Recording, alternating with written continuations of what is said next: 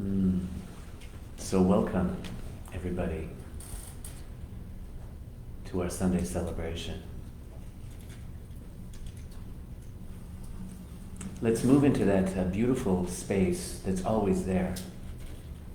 Sometimes we forget it's there because we get distracted by the world and all the activity and all the thought patterns that arise in the mind. When the truth is that the truth abides at the center of our being, and it awaits our recognition. So let's allow ourselves to recognize that something that we all share, that something that expresses itself throughout all life, the same something, the breath within the breath, the life within all life. And as we allow this direct experience of that essence self to be our experience, then we realize more and more there's less of me and there's more of that. I love to fall into the breath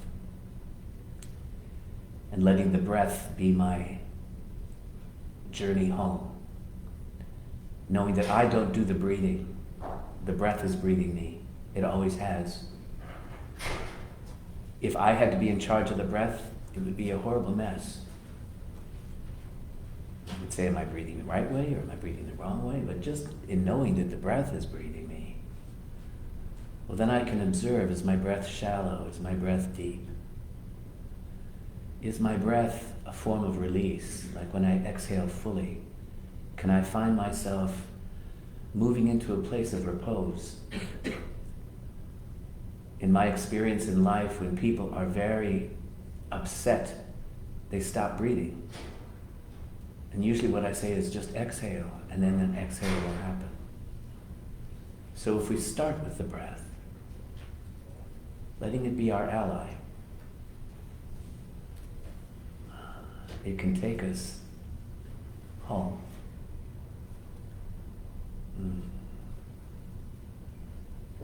Now there's an outer home and there's an inner home. And the outer home oftentimes changes. If you've been as old as I am, you've had many outer homes. But the inner home is always the same. Even when we were little children, that inner home was that place of refuge that we would go to. For me, it was always a place to escape and find myself. As a little boy, I could feel safe, usually in my solitude, when I would leave all the people and all the crazy stuff. There was that place that my little boy would go. And he still goes there. Sometimes he sits under a tree and he reminds himself that that place hasn't gone anywhere. I get distracted by life. And as I take just a moment to remember and to return, then I get established in a flow, not of doing, but of being. Being the peace, being the awareness, being the deep acceptance of what is, being here now, being love now. There is really no doing that doesn't come from being. And so we open to this connection this Sunday, this connection we have with all life. These are turbulent times, and we are at the eye of the storm, in that peaceful, centered place, witnessing all the change that's taking place around us, and yet knowing we're safe. I am safe, it's only change. I am safe, it's only change. And together, we navigate the tides of change. with gratitude, acceptance, through letting go and surrender, through trust and patience, and above all else, a beginner's mind. A mind that doesn't have all the answers. A mind that is teachable. And that is the place we meet this Sunday morning. Take a deep breath and give a sigh for the divine. Know that you have arrived in that beautiful place within called home. And so it is.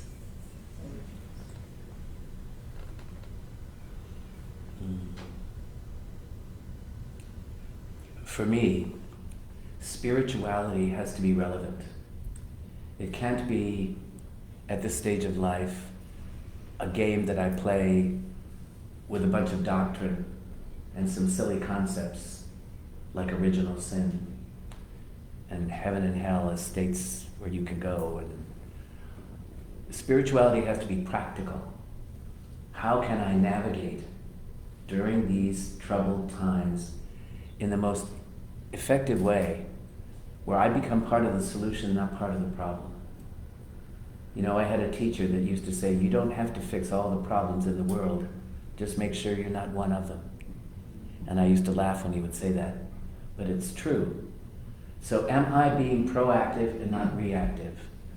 You know, there's a lot of protests going around, and I see some of these are so peaceful and so relevant. They're saying that enough of what's going on the planet. All life is sacred. I'm speaking this Sunday about listening to the voice of the world, and boy, have I been listening this week. It started off with the mayor of Minneapolis when he saw that horrific murder of this innocent man in the streets. The first thing he did was, this is a murder. He called it what it is, and he fired those 4 policemen. And then he told his attorney general to find some way to find justice there. He heard a wrong, and he said, this is not acceptable. It's apparently gone viral all over the planet, and they're protesting in Germany and in France and in London, saying that this isn't acceptable to treat another human being in this sort of way. People are listening and they're hearing.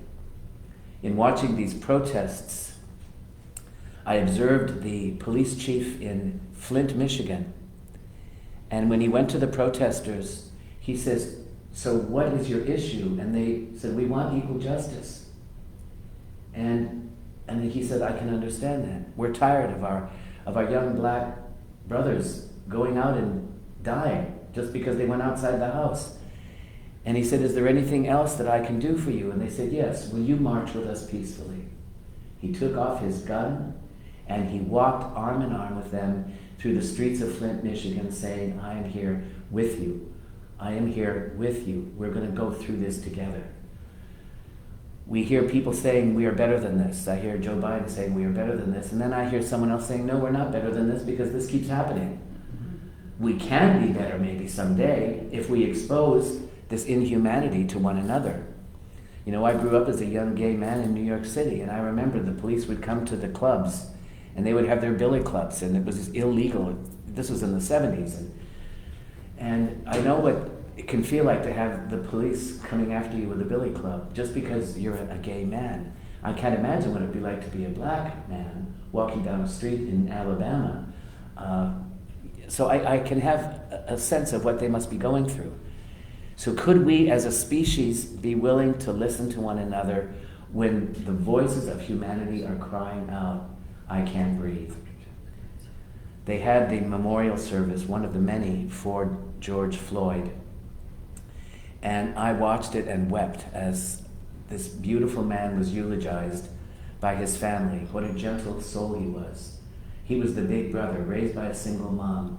He was the one that was the peacemaker in the family. He only wanted to do good. And he met this untimely end.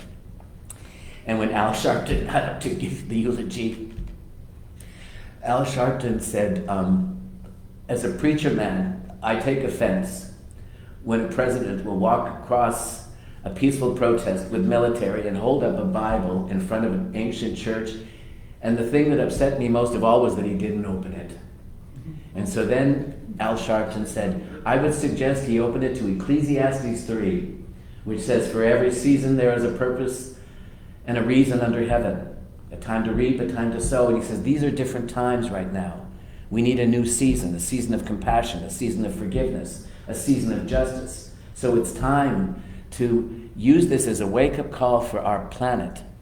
I was saying to Gigi earlier, this is not about being political, this is about doing the right thing. Equal justice for all. One nation, indivisible, with liberty, justice, and you know, it seems strange that we've had to fight for our freedoms in this country. This country that was supposed to be the great beacon on the hill, this light for all humanity, and yet we started with this scourge of slavery 401 years ago. And it's taken how long for these people to find their equal rights? I was a young man in the 60s, and I remember coming down. I won the South Dakota Oratory, senior in high school. I was an orator and an actor and a debater, and I won the state competition in oration. And my winning speech was about black rights, Black Lives Matter. And it started off with a scriptural thing, shout, for the Lord has given you the city, and all that is within it will be given to the Lord for destruction. So they came off the mountain and they went in the city and they took the city. And you know, it was about black rights in 1967. Well, when I won the state competition, I had to compete in the national competition, and the national competition was in Nashville, Tennessee. I didn't make it through one round in Nashville, Tennessee, because they didn't want to hear what this boy from South Dakota was speaking. So when I went to college in 1967, we had Martin Luther King's assassination. A few months later, we had Robert F. Kennedy's assassination. Then we had the Kent State massacres because of the Vietnam War. And so you think, my God, as a young person, I lived through all this contention at a time. And I remember that song of Bob Dylan, how many roads must a man go down before you can set him free? And how many deaths must a wise man see before the answer, my friend, is blowing in the wind? How long will it take for us to wake up and love one another? And then I came to Huntsville and a brand new minister, and then we had the Rodney King beatings in California. And I went up that Sunday and I quoted him saying, can't we all get along? And I had people leave the sanctuary angry at me for voicing this thing, can't we stop beating one another? Adam was telling me that the police chief in Chicago, Illinois, showed the video of that murder. And it was a murder, it was a lynching. And he showed it to his policeman and he said, if you aren't disturbed by this, he says, you can leave your badge right here and leave your gun here. Because this is not acceptable for the police. This is not acceptable for a country. So what if, when something like this happens, it's not about becoming silent. It's about, let's talk about it. I've been in a very long-term relationship, 45 years, and the reason we've sustained it is because when times get tough, we talk. We listen. And mostly talking is about listening. It's about hearing the other person. And oftentimes it's about hearing what isn't being said. You know, if there is a pain. Last night I was seeking inspiration. I was doing Saturday nights, and I went to, Gloria G was talking about some of her inspirations. I go to a man named Jon Kabat-Zinn, who teaches nonviolent communication and mindfulness-based. And it just so happened that last night was his 76th birthday.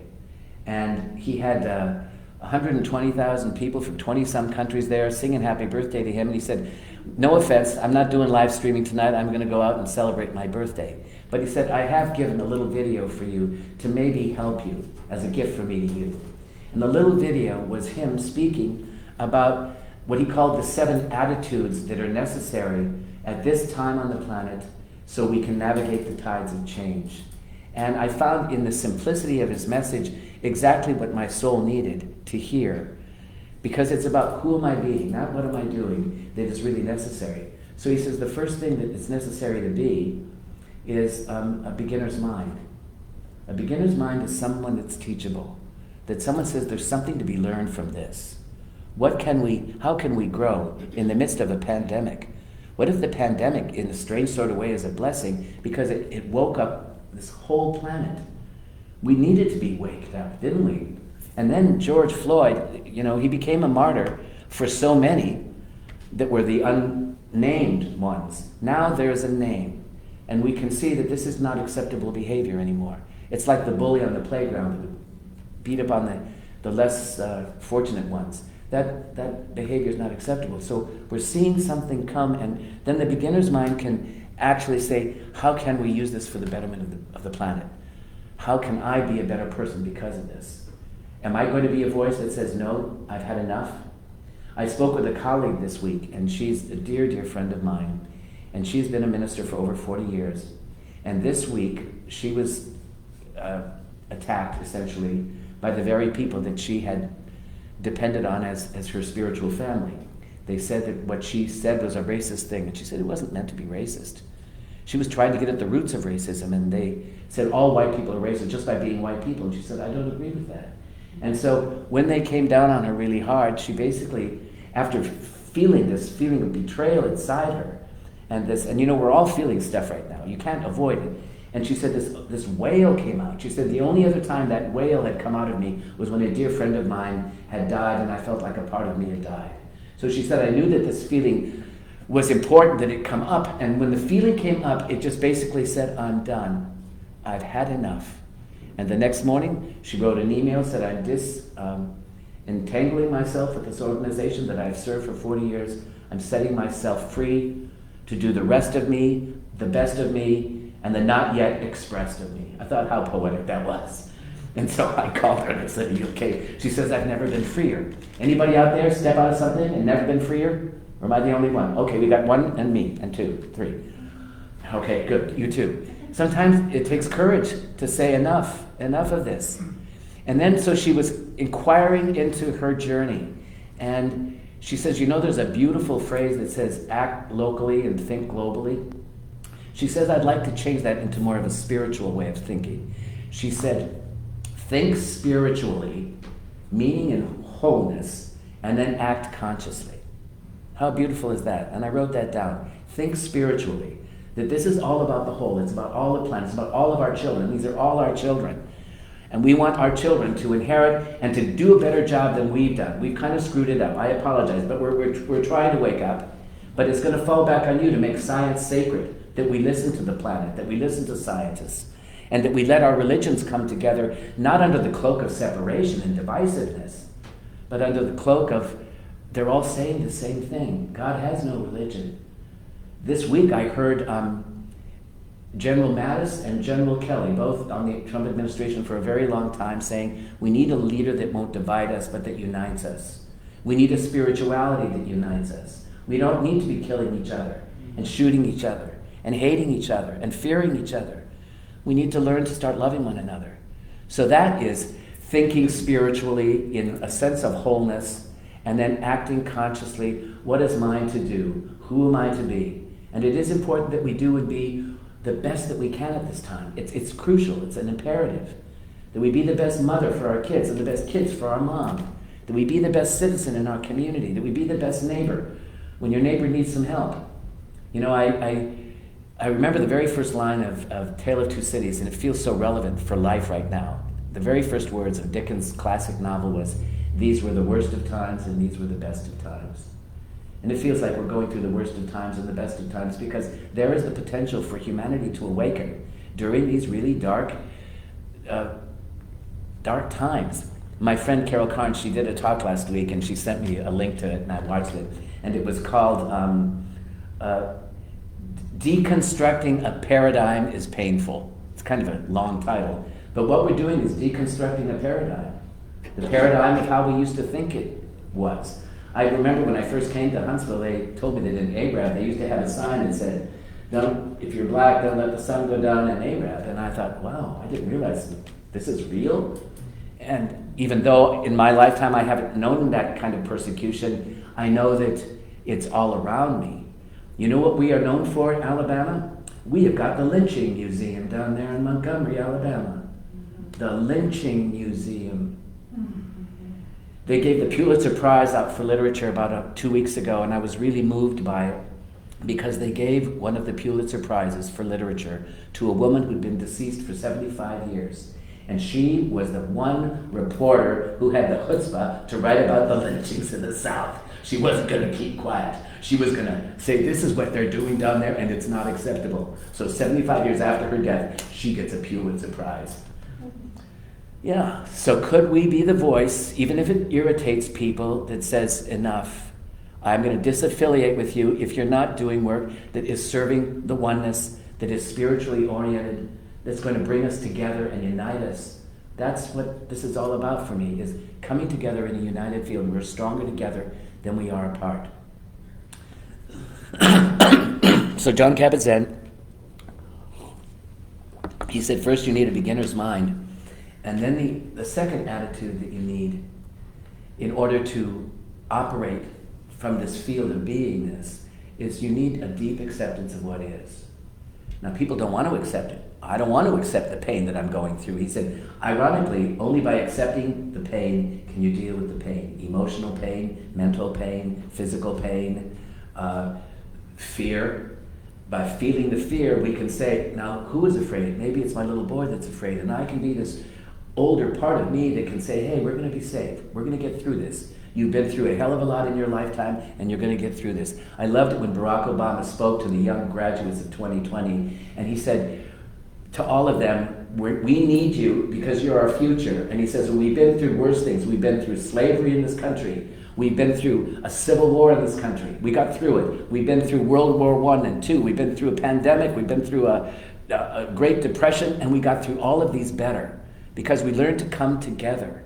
When they had the Great Depression, they had, under FDR's leadership, they called the Civilian Conservation Corps. That beautiful Monte Sano Park was made by people who didn't have jobs that the government put to work so we could have our park system. So what if we get together and we work together, we can make changes for the betterment for all. So this has to make us better. You know, there was a wonderful saying, two men look out of a prison cell. One saw stars, the other saw mud. So are we going to let this scenario that we're going through make us better, or are we going to let it make us bitter? I choose to think that it's going to make us better. Anne-Marie is like my anchor when she says we're going to get through this. And she says it with so much conviction, I believe her. And we're going to get through it better because we're standing up to things that needed to be stood up a long time ago. This systemic racism that we all know exists. I can remember when I first came to the South in 1967 and lost the speech competition because I was speaking about the rights of black people. I didn't know that they had separate but not equal, that you had separate water fountains and separate this and separate that. Because I didn't know any, because I was living in white Midwestern South Dakota where you didn't have any black people. So it was like we get to wake up when we wake up, and we only wake up when we're ready to wake up. And this is a wake-up time, you know.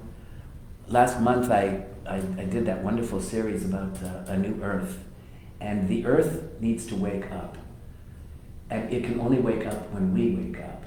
And so these are really, really important times. And what is waking up? What is waking up is the realization that we're co-creators with life, that we create all of this. Now that's not a finger in your face. If you create a mess, you can also create something that's very ordered and beautiful.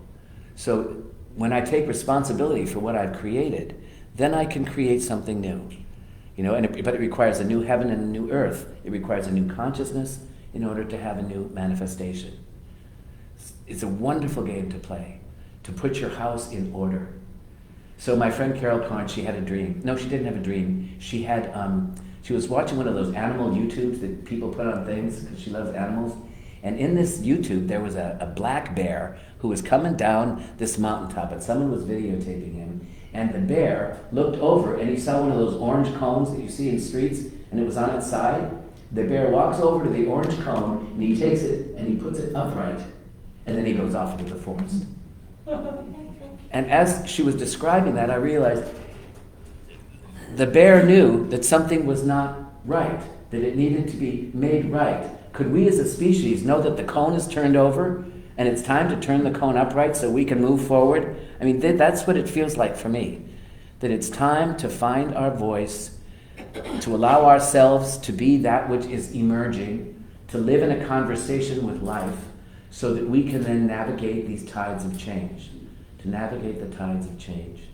When I was working with the AIDS crisis in the early 80s, and it felt like a pandemic because there was no cure for that. It was, you got AIDS, you died. And there were many. And I was studying with Louise Hay at the time. I'm young, and this room filled with young men, probably all destined to die. I didn't have AIDS, but it was filled with young men that did. And she started off by doing a simple little chant, and the chant was, doors closing, doors I'm opening, doors closing, doors I'm opening. I am safe, it's only change. I am safe, it's only change. And so by accepting that this was something that they were going to go through, but that they were safe, it's just change. And some, many, if not most, would make their transition. Could they make that transition consciously from a field of love? And then what she did was she handed around a little heart-shaped mirror and on a pillow, and you were to look in that mirror and you were to say, I love you and I accept you just the way you are. And without exception, nobody could look in their face and say, I loved you, because there was so much self-loathing. You know, there was a belief that you'd created this AIDS, that it was a punishment from God. You were hearing all kinds of malarkey out there, instead of, I love you and accept you, just the way you are. So I saw this ministry, this healing that was taking place in the midst of this pandemic we could call AIDS at that time. And it opened the hearts of humanity. It definitely changed me forever, because I realized that I couldn't fix it, that I'm not one of these fix-it people, but I could serve. I could serve the cry of the world. So could we be willing to listen to the cry of the world when it comes and not turn away from it? To be like that bear that turns over the cone and say that even if it's a simple act, it's enough. I gave Gigi a little bud vase with a John F. Kennedy rose that always blooms on her birthday. So I find great pleasure in taking that one big, beautiful white blossom and putting it in a little vase. And she said to me, she sent me a little text, she says, every time I use that little vase, I feel the love that went into that vase. What if it's those simple little things that are important in life? His beautiful girlfriend Tess made these, they're like vinegar bottles. They're really pretty. They're multicolored bottles. I've seen them in specialty stores. But instead of putting vinegar in it, she put little twinkle lights. And so you plug it into the thing, and it lights up the whole kitchen with this twinkle thing. And so every time I plug that in, I feel Tessa's love that went into that, and your love giving that to me on my birthday. It's those little things that are significant. So could we, in our listening, listen for that stuff that opens our hearts? When I first met Jack, and he was 9 years old, he would tell me about how he perceived things different from other children, how he would see things in images. And I said, that's so evolved, because that's how, you know, when I started my ministry, I guess it was studying with Starhawk in San Francisco when I was totally lost. And the beautiful thing is, when you're really lost, even Jesus said, lose yourself to find yourself. So when I was totally lost in San Francisco, I studied with Starhawk, and she taught a thing called Trance and Psychic Development, San Francisco, in the Hague. So Trey and I would go over, and the first thing she would always do was take us on a shamanic journey. We would always go into the lower world, and we would have this direct experience. And she used a little book.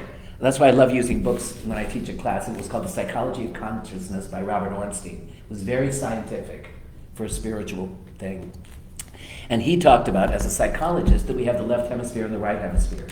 And we tend to be left hemisphere dominant, which is very logical, rational, wants to be in control, everything's linear. And then you have this right brain that sees things in images. This is why I thought of you, Jack. It sees things in symbols. And it's the higher brain, in a sense.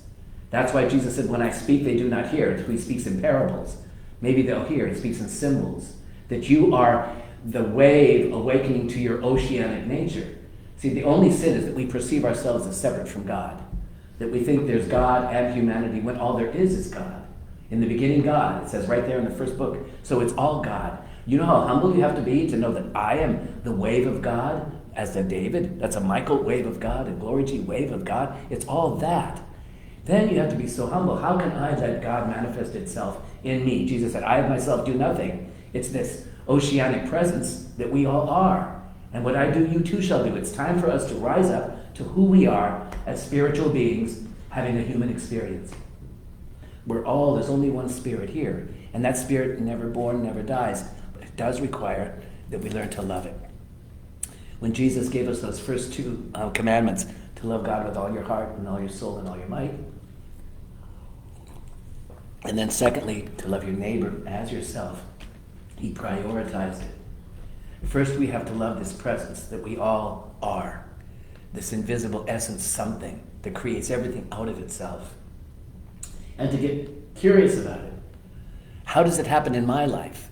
Sometimes it gives you a stroke in order for it to wake up, or me, a heart attack, so it can wake up to the sacredness of every moment. And then this presence seems to say, we have to be attending of the moments that we have, because all we have are the moments. So how are you attending the moments of your life? Sometimes we're forgetful and we don't water a plant, and there are consequences for being unconscious. But if we're really conscious and we attend to the moment, then we do those simple things with great love, and we discover that there is this something that's wanting to be there for us. So back to Jon Kabat-Zinn in his way of helping us move into the non-local mind, and let that non-local mind take preeminence in our mind. To allow for the images that Jack saw. It's wonderful to use metaphor because we can grasp it. So when I say to you, you are not the drop in the ocean, you are the ocean in a drop. Can you hear that? That's Rumi. You're the ocean. The very thing itself, you appear to be a drop or a wave, but really what you are is the ocean of love. So then it's not my love and your love, it's God's love. My God, how powerful is that? Could we allow the love of God to flower within our experience?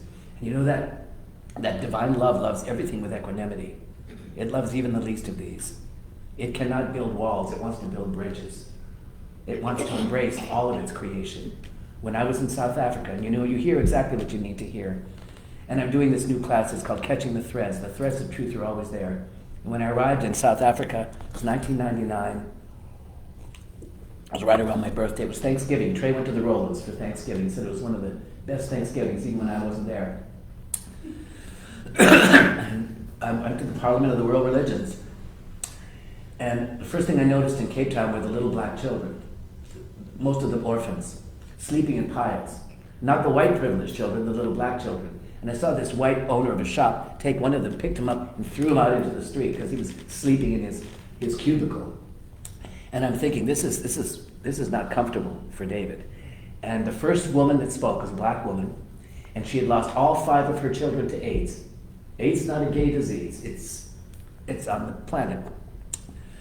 And she said, we are all the mother, and these are all our children. And that was worth the whole price of admission to that whole event. I didn't hear the religious speakers talking about diversity and coming together and things. All I realized was these are all our children. And so I visited the orphanage where the little children were, and I found myself taking the kids out and feeding them. And they wanted to eat ice cream. They didn't want to eat healthy food. And the white owners of the shops would say, don't feed them, don't give them money because they're just going to use it to buy drugs. These are little kids. They're 7, 8, 9, and I didn't want to see them through his eyes, I wanted to see them through mine. So what if we could look through the eyes of compassion? If we're going to hear the cries of the world, we have to then not prejudge them with a condemning mind, but know that this is a cry for love, and that we can show up. So back to Jon Kabat-Zinn. I know you want that field to know I ran downstairs to Trey last night and I said, oh my God, you have almost all of them except for a few. One of them is you have to be living in deep patience. He has so little patience, it's not funny. Patience recognizes that there is no time. So you can sit at a stoplight and when it turns red, you can just breathe and look around and you're not impatient. Or when you're going down the freeway, you don't have to be going in and out of all the traffic because you got to get there faster. And then a stoplight comes and you all end up at the same place at the same time anyway. So one of the qualities of this living in this higher order of being is to have the patience of a saint. To be patient with me when I get distracted and go in all kinds of different directions. Someone said that I had a woman's mind, that I can't stay focused, that I'm all over the place. I said, well, thank you. When I had the heart attack, I was told that I did not have the symptoms that the man would have. I didn't have the radiating down the arm. I had a pain in the back and right behind in the middle of my back. And they said, well, that's what a woman has when she has a heart attack. You must have a woman's heart. I said, well, thank you again. I'll take that as a compliment, See how the mind wants to have all the answers. And You don't need. So be patient with yourself as you evolve and grow and change, as things fall away and as other things open up. That's his third thing. Another one is to trust. People don't trust.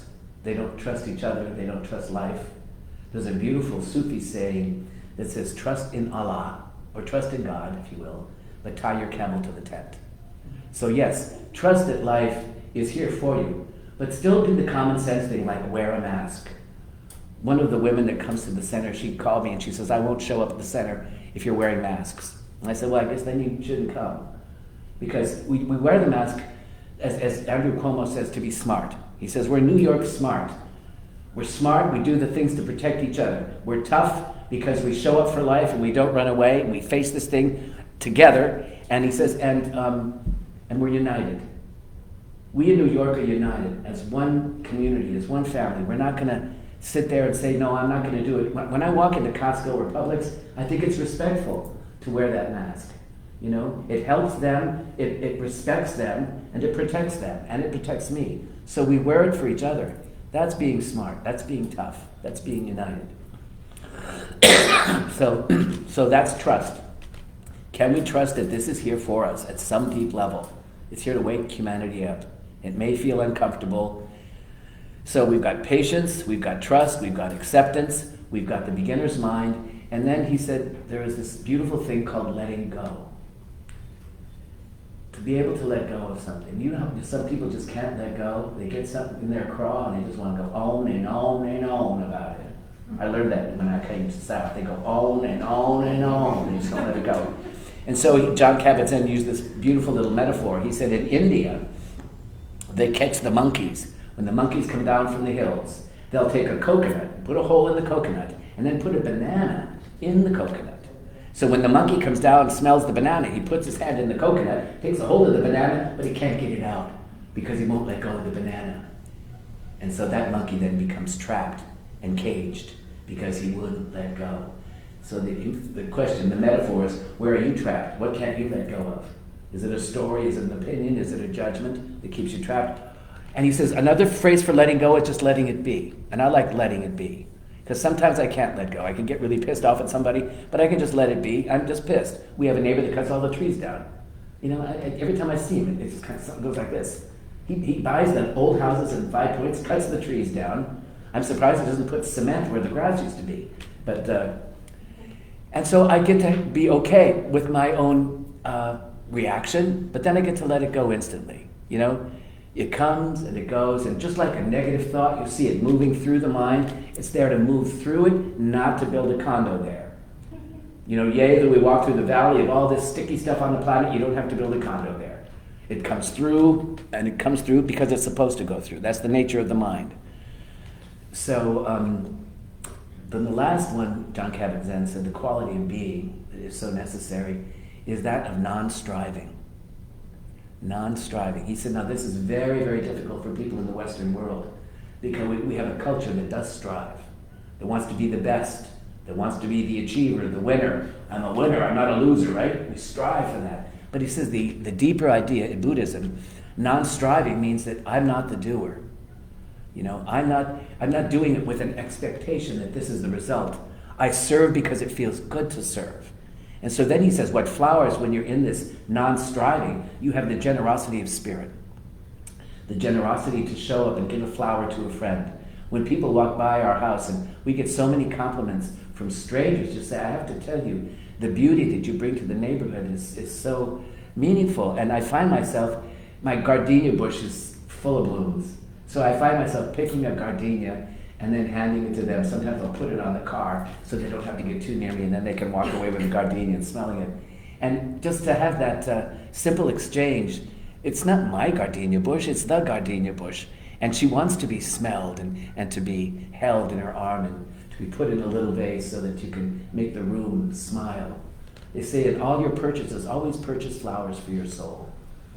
When we go shopping once a week with our masks on, we go on Wednesdays, I always buy a bouquet of flowers to have those in the house. So when I kind of get down, my little soul can see that beauty and it brings me back to, this still is a beautiful world in the midst of what's going on. And I can allow all of that to be as it is. Let me give you a little taste of Mark Nepo. You know that when The Student's Ready, the Teacher appears, and this appeared on my desk when a lovely lady came to speak for me when I was out of town. Her name was Kim Brown. And she said this book was such a blessing for her. It's called 7,000 Ways to Listen. And we're talking about listening today. How important it is to listen, not only to the still small voice within, but to listen to each other, listen to the cry of the world, and then respond. Respond in a conscious way, in a spiritual way, not in a reactive, judgmental way. So here's how he starts off this beautiful book. He says, at every turn in every day, we are presented with angels in 1,000 disguises, each calling us to follow their song. You know, an angel is just a messenger from the Lord. When she came in with those 3 beautiful children of hers, I felt like 3 angels had come into my life. And they were speaking a language that I didn't really understand, and that was even more juicy. They reminded me to be youthful and see things in symbols again. So, angels coming in, and there's no right or wrong way to go. Only your heart can find the appointments that you are born to keep. I'm hoping that you're here because your heart brought you here. Because this is a teaching where the heart and the mind come together. He said, only your heart can find the appointments that you're born to keep, and it's hard to take this risk, but meeting each uncertainty with an open heart will lead us to an authentic tomorrow. Dag Hammarskjöld, one of the great statesmen of our country, in his book on daily reflection, said this, I don't know who or what put this question, and I don't know when it was put to me. I don't even remember answering it, but at some moment I did answer yes to something, to someone, and from that yes and that moment, I was certain that existence is meaningful, and therefore my life in self-surrender had a goal. Somewhere, something awakens in us from the depths of our being, and we say, yes, I'm here to serve. And that same something is within you all. I remember when Adam said he wasn't ready. He worked at that swimming pool for years and saw this place over here. But until he had lost himself enough and was ready to hear this shift in...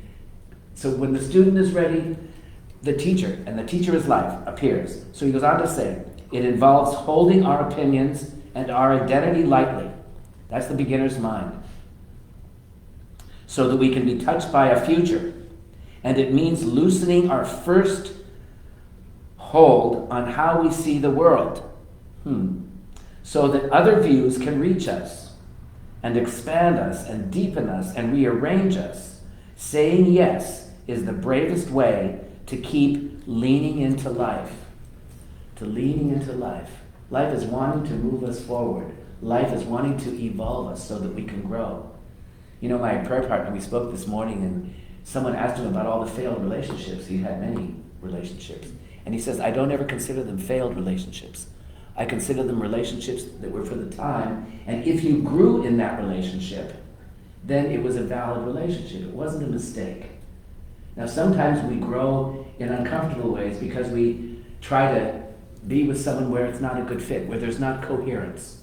You know, coherence is where 2 people fit like a glove. Non-coherence is when you're 2 ships passing in the night. Anybody know that? Okay, good. I've been there too. And the wisdom is say, when it doesn't fit, say enough of this already. I'm going to go where I can be with crazy people who like to talk to angels, like y'all. Finally, he says, listening to what we're not yet aware of involves silencing the tiger. The tiger is that mind in us that has all the answers, that says it's got the right word. Silencing the tiger and keeping our hands open so that we can feel when something timeless is moving through us. You know, there are 2 kinds of time. The Greeks called it kairotic time and chronos time. Chronos time is linear time, past, present, and future. Kairotic time is now time. And we're challenged to live in kairotic time. So something in a now can move through us, and we get glimpses of the divine. Oh my God. When I saw that bear tipping up the cone, I thought that was a symbol that was relevant for me. Would you call the bear a dumb animal? Or an animal that recognized that order is the first law of the universe? We've got to bring order back into our society, where we respect one another, love one another, serve one another. Because when you're serving, you're served. The worst of times and the best of times. Happy to report that my little pug Humphrey is getting better. You know, he was paralyzed from the neck down. It was just 3 months ago. And that was absolutely the worst time for me in my whole life. 3.5 days of not eating or sleeping while he's paralyzed in my arms. And yet when he came back from that surgery, it was the best of times. And I wouldn't trade the worst of times, because had I not gone through it, as I reflect back, I'm lying on the floor and holding him in my arms and putting little drops of water. In serving him, I was the one that got to serve. I was the one that was served. My heart was open so fully. As Jody Rutenberg said, now you know what it's like to be a mother. This is what a mother goes through with her children. I said, well, damn it wasn't comfortable, but it was so bonding. Now I feel like he owes me his life, because I'm never really, but anyway. The worst of times and the best of times. Silencing the tiger of your mind and staying open is what keeps us connected to a deeper reality. By this I mean the depth beneath all circumstances in which we experience a sense of meaning that doesn't change. The soul wants to find meaning in things. The mind wants to find answers. So could we let go of having the answers, stop being an expert, and know that there's meaning in this? Could I find meaning in the relationships that I'm in the service that I do? And then lastly, he says, like inhaling and exhaling, the ways we silence our noise and open our hearts are forms of deep listening that must be engaged in if we are to survive. It's just like inhaling and exhaling. The ways that we silence the noise and then open our hearts are forms of deep listening. Silence minds, open hearts. Let's do some of that right now. Okay. It's a beautiful admonition in the Bible that says, be still and know that I am God. When I'm alone in the forest where nobody can hear me, I oftentimes do a little chant, be still and know that I am God. Be still and know that I am. Be still and know that I am God. Be still and know.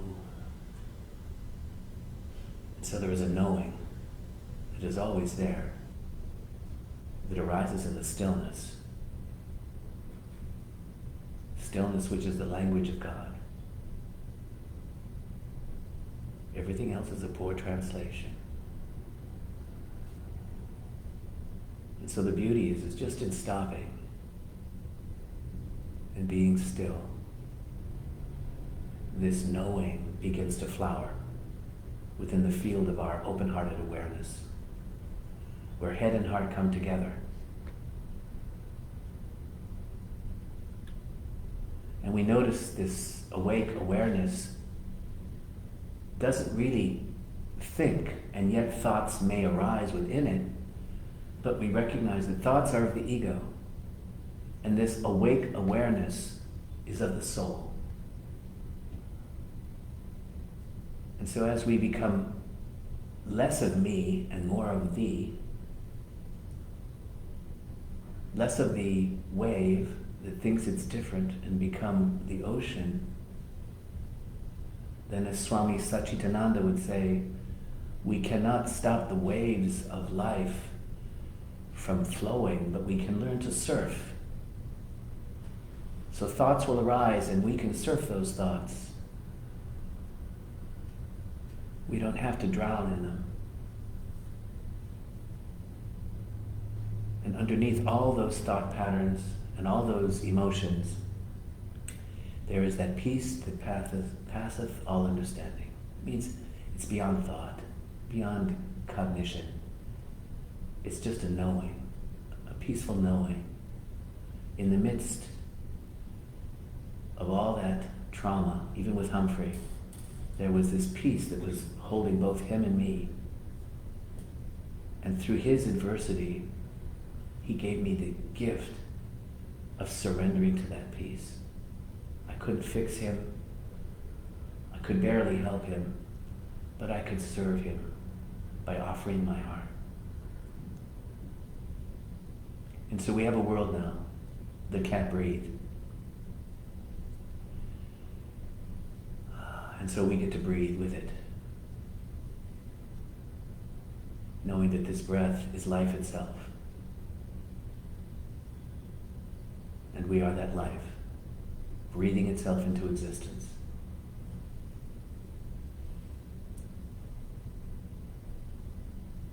As we know ourselves as this vast, spacious, awake awareness, we realize that we don't have to have greater thoughts. We don't have to become a doer and fix the world. We can be that spacious field of love and invite the world to take refuge in our heart. Invite the suffering of the world into your heart. Remember, it's not your physical heart. We're talking a spiritual heart, the heart of humanity, that says we're all in this together. And I'm here to hold you in my arms, hold you in my heart, just like I held Humphrey in my heart. And that we will get through this. To judge not by appearances. To get off the battlefield. We don't need to fight anymore. To come together in a united front. So that we can help one another.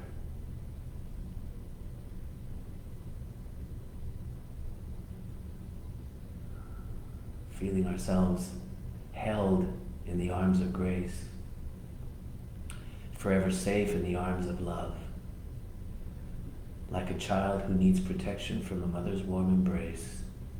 We are held in the hands of grace.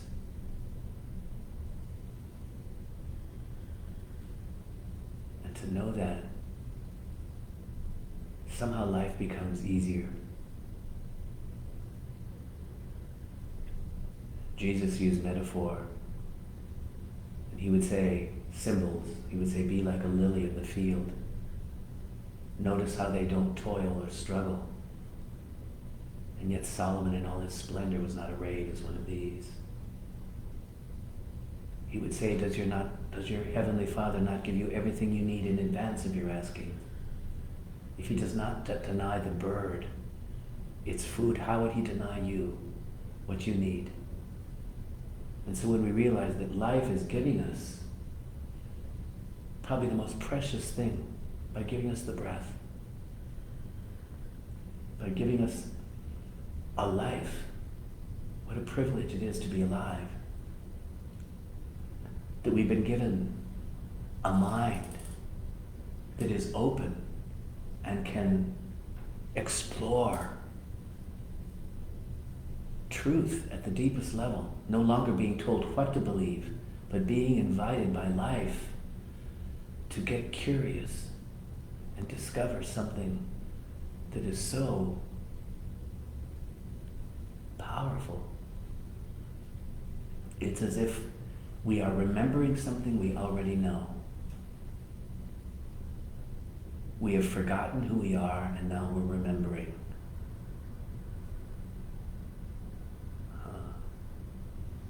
When wisdom awakens, I realize that I'm nothing, no thing. And when love awakens, I realize I'm everything. And so to live in the paradox of no thing and everything brings a smile.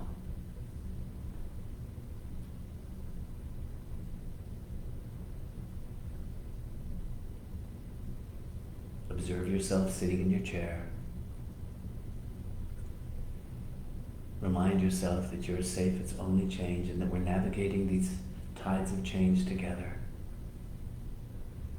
That we cannot know, oftentimes, the next step that we will take, but we can trust and be patient, because there is that which is within all of us that is guiding us, has always been, will always guide us into the next inevitable moment, where we get to look through the eyes of the beginner's mind and see the possibilities of a greater order of being, which starts with you and me. Jean Houston says, be not afraid, for you were made for these times. Be not afraid, for you were made for these times. with that humble acceptance, I invite you to join with me in our heart salutation. If you would repeat after me, I honor you. I honor you. I respect you. I respect you. I love you. I love you. You are an aspect of myself. You are an aspect of myself. The beloved in me bows to the beloved in you. The beloved in me bows to the beloved in In this place we are one. you. In this place we are one. The one that knows no other. The one that knows no other. Tatwam asi. Thou art that. Put your hands over your heart. Feel that declaration of a jubilant and beholden soul. And when you're ready to let the light shine out in the world, lift your hands in a symbolic gesture and let the light shine. Because that's what you are. Gosh, you're just shimmering out there. Am I seeing an illusion or is it real?